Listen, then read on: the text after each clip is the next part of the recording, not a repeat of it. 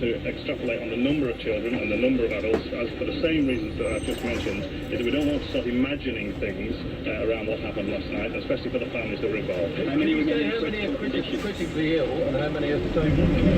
No, that will be a situation for each individual hospital to report on according to who is in their care. But what we can say is that clearly there are a number of individuals who have very, very serious injuries and are requiring intensive care, and people who are going to be in hospital for a long time in terms of that treatment.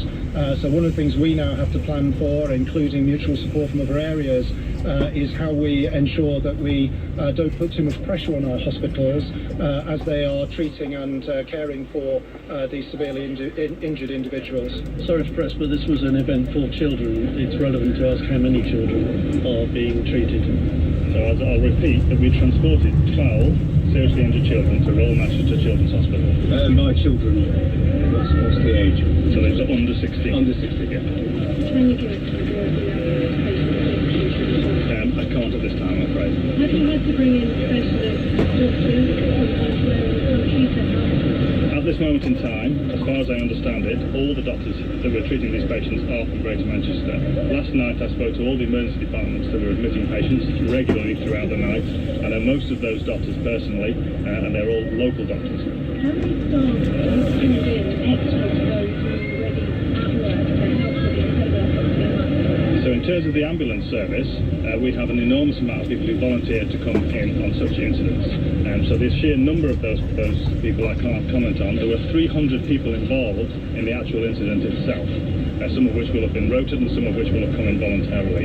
We also have to ensure during these occasions, because we don't know how long they will last and we don't know what will actually happen within the incident, that the patients who need the usual emergency care are receiving that care. So what we do at the same time is we ensure that all the patients that would be calling an ambulance for usual care receive that care. So we often have to bring extra staff in to ensure that that happens, and I can assure people that last night that did happen in Greater Manchester. How busy was last night anyway? Yesterday was a very busy day, and as the night comes on, the light eases off a little bit. So as the night comes on, you find that the number of resources that we need starts to decrease. So we have a lot of ambulances parked at stations which we can then remobilise very quickly. Can you give a rough idea of the victim number of the 59 who are seriously ill? No, we're not going to talk about that at this time. Is it right that the conference of doctors I'm not aware of that. Thank you. We don't. Okay, thanks very much. Thank you very much. John Rouse. Well, that's the end of that press conference here at Manchester Royal Infirmary. You were hearing there from John Rouse, who's the Chief Officer of the Greater Manchester Health and Social Care Partnership. He is basically the NHS's most senior figure in this area, and also from David Ratcliffe, who's the Medical Director at the North West Ambulance Service.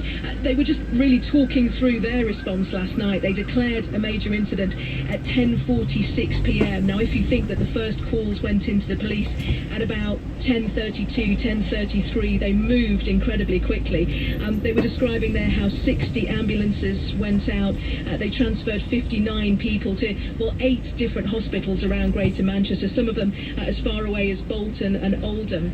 Right here where I am now, this is the Manchester Royal Infirmary. They brought 9 people here, but just on the other side of this building is the Manchester Royal Children's Hospital, and 12 children, they said, were brought there overnight and are being looked after at the moment. When we talk about children, we're talking about under 16s, and as we know, because of the nature of that gig last night, the fact that it was Ariana Grande, she's only 23 years old, she made a name on Nickelodeon, on kids TV, so we know that there were many children involved last night. We know at least 12 of those 59 casualties that we talk about are children, but we don't know if children have been taken to any of the other hospitals around here.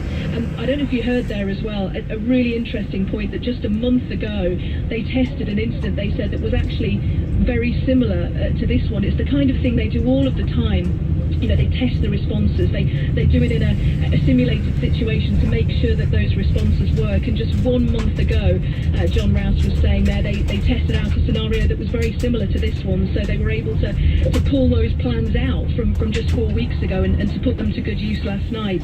And I think perhaps, Nahal, out of all of that, he was talking about, David Ratcliffe was talking about being overwhelmed by support from people, just across the road from here. I'm looking across at the blood donation centre, and I went in myself this morning because they were saying that they needed O-negative blood from whoever was in the area to get it.